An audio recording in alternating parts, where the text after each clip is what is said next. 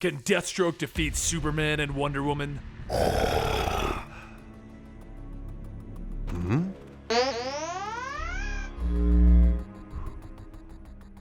Welcome to the Complete Story series, where I take trade paperbacks and single issues, and I break them down into digestible bites to help you understand. Then I read them dramatically back to you, all alterations to the panels, text, and images, are to prevent copyright problems, and all art is owned by its respective companies. Now, at the end of our last video, Slade Wilson found himself young once again by the hands of I Ching. However, during this, he found out that his father, now going by the name Odysseus, had been looking for his son, Jericho, so that he could steal his life force. They fought, but in the end, Odysseus managed to escape, and Slade has not heard from either of his children in weeks. Out somewhere in the South Pacific, Slade finds himself under attack from the Teen Titans. Though he can recover from most wounds, the one of losing his family is going to take time to heal, and the Titans will give him a much-needed distraction. Through the fighting, the Titans then begin to combine their attacks, allowing Beast Boy to strike as a panther, cutting away at Slade's shoulder. Suddenly, though, the Titans begin to fade. In the distance, Victor Reyes appears, asking if the neurosensors and pain transmitters are functioning at peak efficiency. Victor Reyes is the leader of the mercenary group known as the Dead Bastards. Since their last run-in, Victor has provided Slade with a place to live and train, and as the two of them discuss the equipment, Slade hears a clanking sound coming from the outside. He goes outside and a voice tells him that the high and the mighty of the Pantheon will have much need for his lethal talents. Should he aid them, he will be amply rewarded,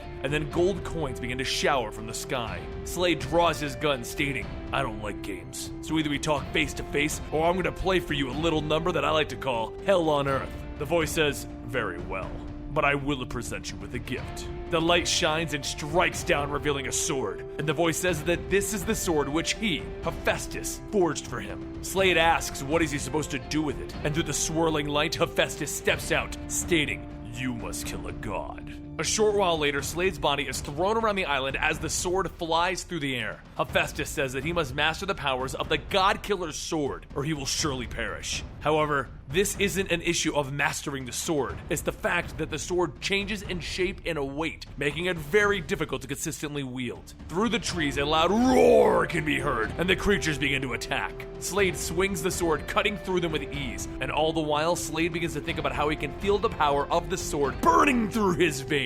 It feels like it just wants to kill. As the last creature is cut down, smoke washes over the battlefield, and Hephaestus says, "You're progressing well."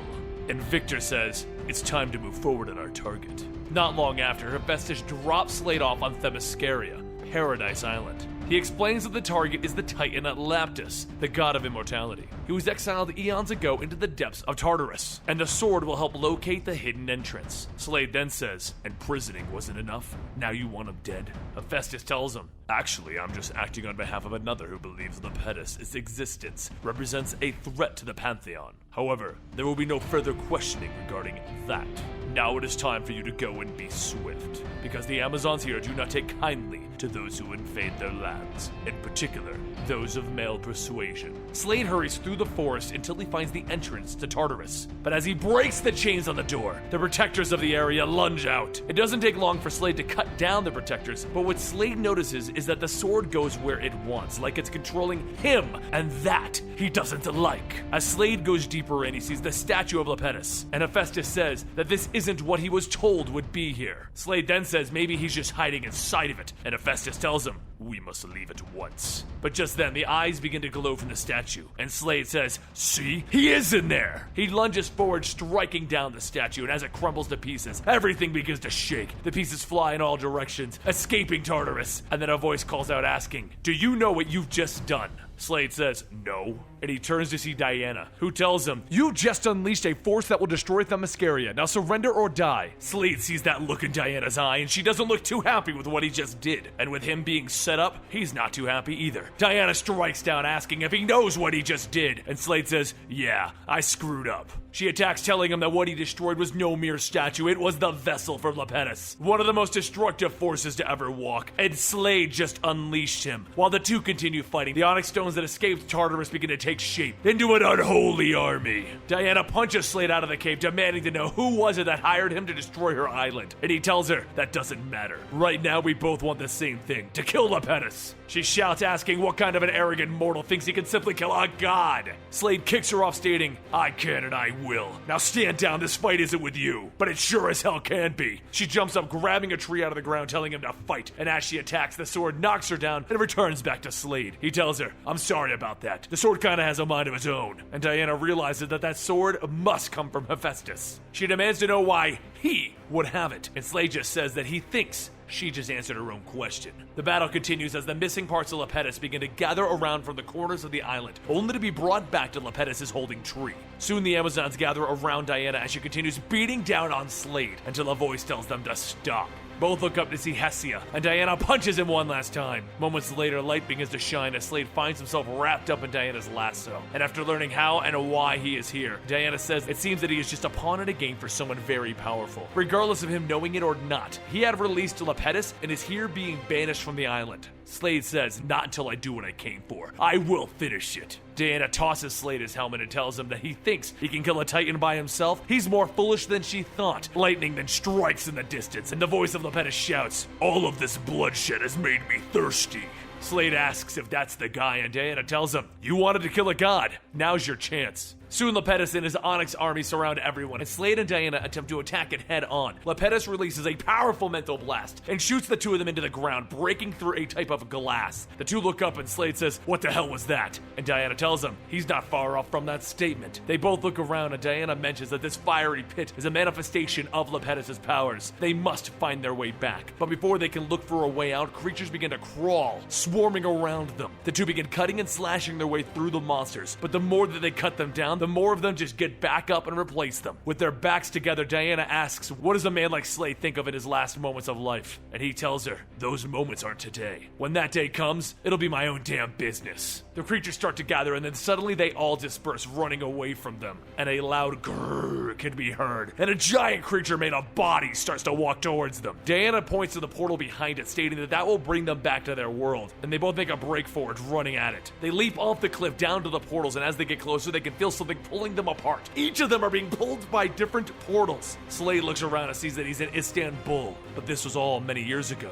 He then notices Hestia sitting at a table waiting for him. She asks if he remembers that they were here together, and he tells her yeah. She then motions behind him and asks if he recognizes them. On the next table over, Rose and Jericho sit, and then several men jump out of a van into the street. Slade runs over telling them, you can't be here. And Rose tells him she can't leave, she's eating her ice cream. And Hestia tells him, it's too late for that, it's happening. The men open fire and Slade quickly flips the table over, providing cover. Once the firing stops, Slade jumps from behind, firing back, and he manages to kill a few, but he's struck in the arm. He walks back telling Rose and Jericho to get away from that man. But first, he's gonna tell them who he is before, and Lepidus stomps him. Or what? You're gonna kill me in front of your children? Slade begins pulling the kids away, and Lepidus says that they will grow to hate you. And Slade tells them, cover your eyes, and they jump off the cliff. Slowly, Slade begins to wake back up, asking where they went, and Rose tells him that they are here.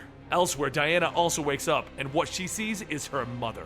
Rose and Jericho start shouting, stating that he destroyed their lives. He's nothing but poison to them. And Hippolyta starts telling Diana that she is dead because of her. She was a failure of a daughter, and a failure as a warrior. Diana stops her, stating that is enough. She's finished with this game, and she tells her to be gone. As the illusion fades, Diana can hear something else. She sees Rose and Jericho beating down on Slade. She grabs Rose, telling him, this isn't them, this is all Lepidus. And then the illusions disappear, and Diana says that together, they will survive. And Slade says, together, we'll fight. The two go back to cutting through the creature surrounding them, pushing their way back to the creature made of bodies. They strike down on it, causing the body to fall apart, and through it, they jump through the portal.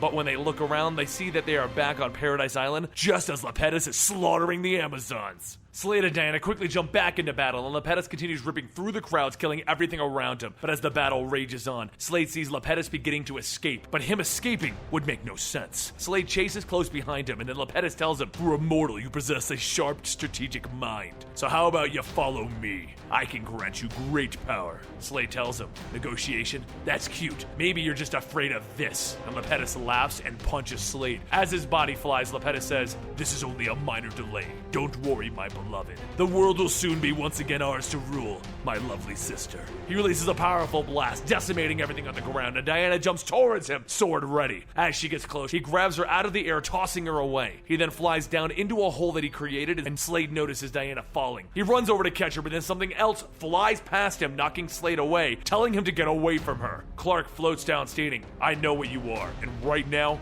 you better tell me what's going on. Slade grabs the Godkiller, telling him, my fight's with the other guy, unless you want it to be you. The two go back and forth, hitting and knocking each other around, and just as Clark flies back in, the Godkiller changes form, wrapping around Clark. Slade says this doesn't have to go any further, and Clark bursts out of the restraint shouting, yes it does. They both begin exchanging blows, and as Clark holds Slade by the neck, Diana runs in telling him to stop. She tells him that Slade is not the threat here, though he will pay for his crimes later. Right now, he's helping with the real threat, Lepettis. The ground begins to explode with fire, and out comes Lepettis laughing.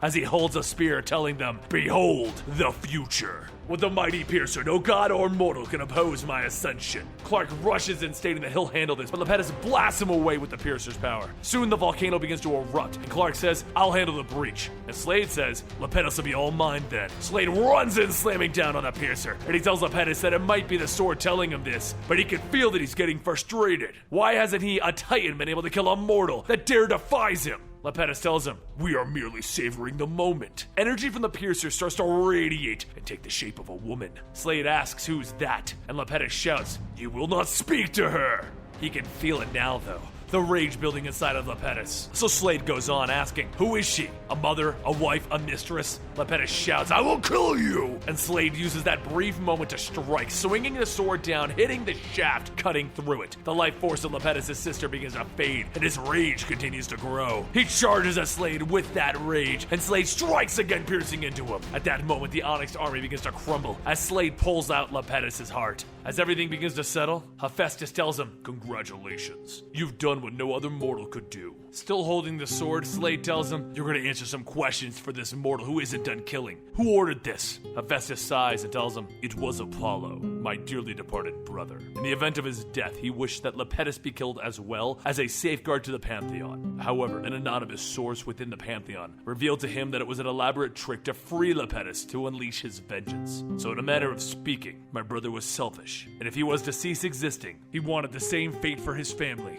Quite touching, really. However, speaking of the Pantheon, figures begin to form around Slade, and he asks, what is this? And Hephaestus tells him, your judgment day, of course. Killing a titan is not a small thing. It disturbs the natural order. It necessitates a blood sacrifice from the one who took the titan's life. Off in the distance, Clark begins to ask what's going on, and Diana tells him it seems that Slade is getting what's coming to him. Slade then asks, if I refuse to submit? And Hephaestus tells him, you have 2 children. One of them would suffice. Slade says that he'll kill every last one of them before he lets that happen. And then he throws his helmet down, asking, if you want blood. And he reaches to his face and he pulls out his eye, handing it over, telling Hephaestus to take it or leave. And that concludes Volume 2 of Deathstroke. Don't worry, we still have more Deathstroke, so Volume 3, Volume 4, and then the Rebirth. Hope you guys are excited about all of that, and don't forget to subscribe to the channel for more dramatically read comic books, and follow me on Twitter and Instagram if you want to chat about your favorite books. I'm Benny, and I'll see you next time right here.